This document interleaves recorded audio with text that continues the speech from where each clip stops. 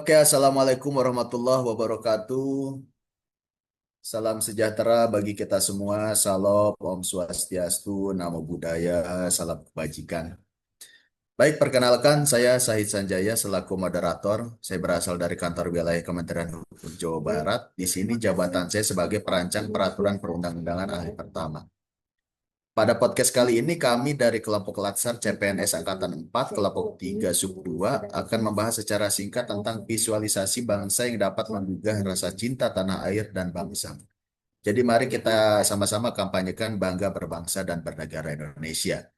Baik, pada kesempatan kali ini sudah hadir bersama kita 5 narasumber yang akan memberikan materi atau diskusi tanya jawab mengenai visualisasi wawasan kebangsaan yang dapat menggugah rasa cinta tanah air dan bangsa. Sebelum kita mulai ada pepatah bilang nih, tak kenal maka tak sayang. Jadi oleh karenanya mari kita mengenal masing-masing narasumber kita. Yang pertama boleh diperkenalkan terlebih dahulu Bapak Kevin, kami persilakan. Ya, terima kasih atas waktunya. Saya Kevin Ferdi, saya dari Inspektorat Jenderal dan posisi saya di sini adalah penata komputer. Terima kasih. Terima kasih Bapak Ferdi. Untuk selanjutnya Pak Ferdian, kami persilakan.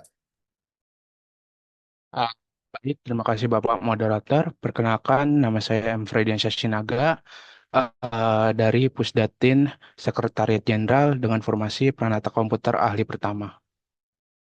Terima kasih. Untuk selanjutnya Bapak Kaulan.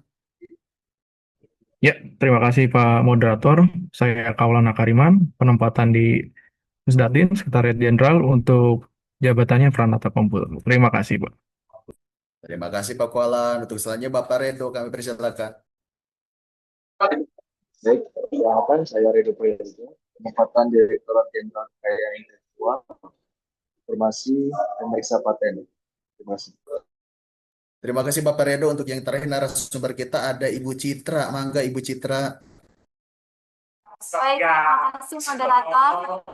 Perkenalkan, nama saya Cita Anggraini dari Kanwil Lampung, formasi Pranata Komputer Ahli Pertama. Terima kasih.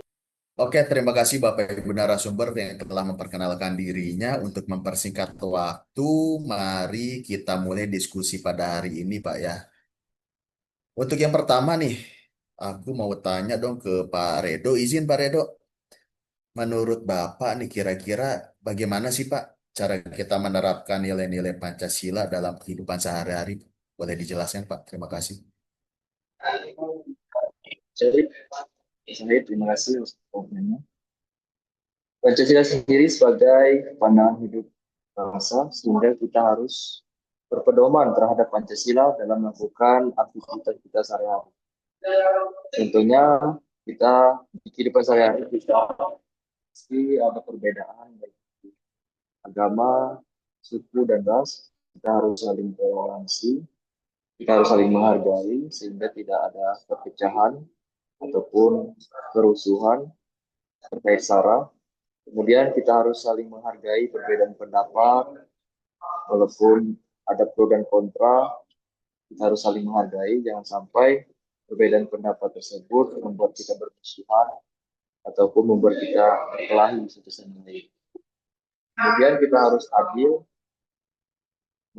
apalagi kita sebagai seorang ASN, jangan kita dedikasi dalam melakukan pelayanan terhadap masyarakat.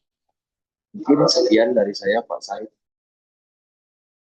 Terima kasih Pak Redo atas penjelasannya. Jadi secara tidak langsung kita ini sebaiknya Pak ya harus berperilaku, bersikap, tingkah laku itu sesuai dengan butir-butir Pancasila. Mungkin seperti itu Pak Redo ya.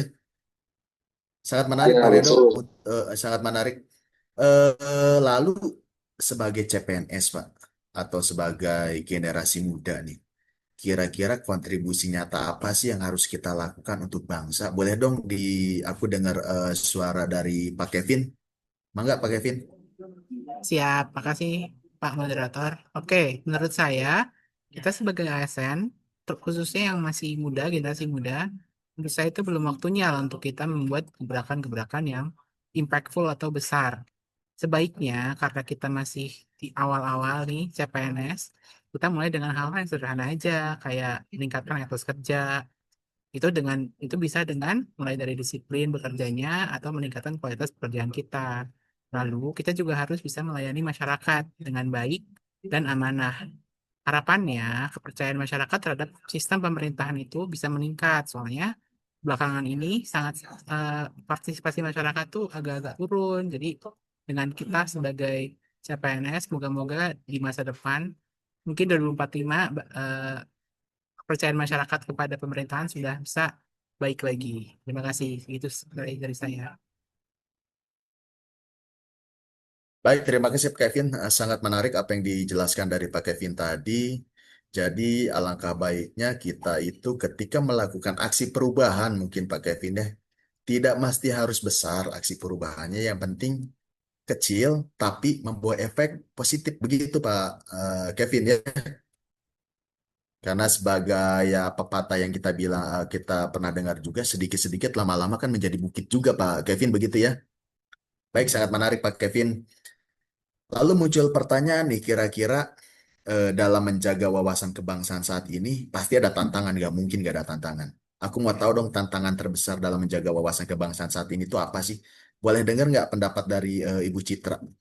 Kami Baik, persilakan. terima kasih moderator. Di era globalisasi, tantangan besar dalam menjaga wawasan kebangsaan yang pertama adalah pengaruh globalisasi.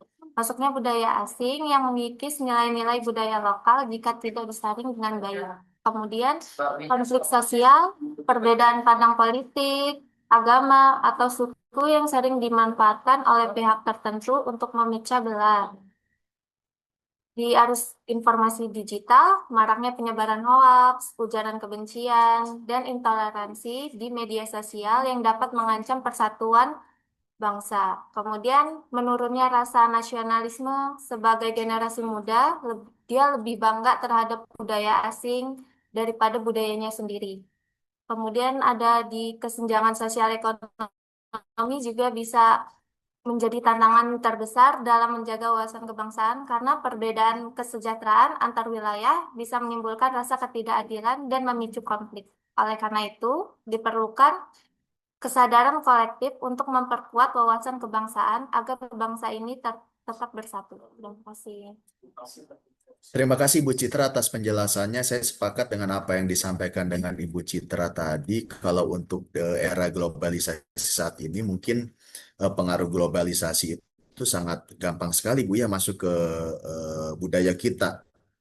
Namun itu kita berharap mudah-mudahan kita tetap bisa mempertahankan keutuhan budaya kita. Mungkin seperti itu Bu Citra ya. Selain tantangan, pasti ada ancaman juga dong. Nah, kira-kira ancaman apa sih yang paling berbahaya bagi wawasan kebangsaan saat ini? Aku mau dengar dari narasumber Pak Kaulan dong. Kami persilakan Pak Kaulan. Ya, baik Pak Moderator. Kalau menurut saya sih Pak, salah satu arus informasi di media sosial yang banyak dan cepat ini banyak memungkinkan penyebaran hoax, ujaran kebencian, dan isu sara. Jadi, jika kita nggak memfilter atau menyaring informasi itu terlebih dahulu, maka bisa memecah belah persatuan bangsa. Nah, oleh sebab itu, ya gimana sih cara kita menghadapinya? Kuncinya adalah meningkatkan literasi digital kita. Kita sebagai generasi yang cerdas, kita harus memilih informasi terlebih dahulu, tidak mudah terprovokasi dan bijak dalam bermedia sosial, dan serta ikut menyebarkan konten positif supaya untuk membangun dan memupuk semangat kebangsaan tersebut. Gitu, Pak. Terima kasih. Baik, menarik Pak Kaulan atas penjelasannya. Jadi saya garis bawahi tadi ada kalimat sebagai generasi yang cerdas kita harus melakukan filter Pak ya, atau disaring dulu Pak ya. Karena memang sekarang ini mudah sekali kita mendapatkan informasi. Seperti di WhatsApp itu kan kita banyak grup tuh. Kalau kita terima informasi dari grup, kita nggak tahu nih grup informasi ini benar atau enggak. Yang jelas judulnya menarik aja. Tahu-tahu kita share aja ke grup lain. Dan itu kan informasinya harus bisa dipertanggungjawabkan. Nah, kata kunci yang tadi saya garis bawahi, sebagai generasi yang cerdas, kita harus bisa memfilter. Kita pastikan informasinya betul. Kalau informasinya betul, kita bisa share ke yang lain. Tapi kalau salah, jangan sampai itu di-share. Baik, terima kasih Pak Kaulan atas penjelasannya. Lalu saya ingin bertanya Pak mengenai gimana sih cara kita untuk memperkuat wawasan kebangsaan di era digital saat ini. Aku mau dengar dong dari Pak Frediansah. Kami persilakan Bapak. Baik, Pak Moderator, terima kasih atas pertanyaannya. Menurut saya sendiri itu cara memperkuat wawasan kebangsaan di era digital itu ada berbagai macam cara. Misalnya seperti bijak menggunakan media sosial dengan tidak menyebarkan informasi hoax atau palsu, provokasi, atau ujaran kebencian. Lalu kita bisa mempromosikan budaya Indonesia melalui konten kreatif di platform digital agar kebudayaan Indonesia itu dapat dikenal di seluruh dunia. Nah, lalu kita juga dapat mendukung inovasi anak bangsa seperti game buatan Indonesia, produk teknologi lokal, dan semacamnya. Nah, kita juga bisa menjalin persaudaraan tanpa batas wilayah dengan memanfaatkan internet melalui seperti media sosial untuk melakukan kolaborasi antar generasi muda di Indonesia. Nah, kita juga harus menumbuhkan literasi digital agar masyarakat bisa memilah informasi mana yang benar dan yang menyesatkan. Nah, dengan cara yang saya sebutkan tadi, saya berharap generasi muda digital tidak hanya melek teknologi, tetapi juga memiliki rasa cinta tanah air yang kuat. Begitu, Pak. Luar biasa Pak Frediansa atas penjelasannya. Jadi cara-cara kita memperkuat wawasan kebangsaan di era digital itu kalau saya dengar penjelasan dari Pak Frediansa itu sebetulnya simple Pak ya. Dengan memanfaatkan era digital saat ini. Seperti tadi dibilang itu menjalin persaudaraan tanpa batas wilayah. Itu betul sekali. Karena dulu itu nggak ada yang namanya video call. Kalau sekarang kan kita bisa berkomunikasi dengan siapapun. Bukan hanya dengan suara tapi wajah pun bisa kita lihat. Jadi untuk era digital ini bagaimana cara kita menggunakan atau memanfaatkan teknologi di era digital ini dengan positif seperti itu Pak ya. Dan ini menjadi tugas kita semua bagaimana caranya supaya generasi kita selanjutnya bisa memanfaatkan era digital ini secara baik dan positif. Baik Bapak Ibu ini sangat menarik sekali diskusi kita pada hari ini. Namun sayang sekali Bapak Ibu karena keterbatasan waktu diskusi kita pada hari ini harus kita akhiri. Saya ucapkan terima kasih untuk para narasumber dan juga penonton yang sudah menemani kami. Karena kalau kita membahas wawasan kebangsaan memang tidak akan ada habisnya, Bapak Ibu. Jadi mari kita terus gali, kita pahami, kita amalkan nilai-nilai luhur bangsa kita dalam kehidupan sehari-hari. Oke, sampai di sini dulu. Sampai jumpa dan mari terus berbuat baik untuk bangsa kita. Bisa dibuka, di unmute dulu Bapak Ibu, supaya kita bisa lebih semangat. Oke, sebelum kita tutup, merdeka Bapak Ibu. Merdeka. Iya. Merdeka. Terima kasih Bapak Ibu. Akhir kata, wassalamualaikum warahmatullahi wabarakatuh. Waalaikumsalam. Waalaikumsalam. Terima kasih. Salam.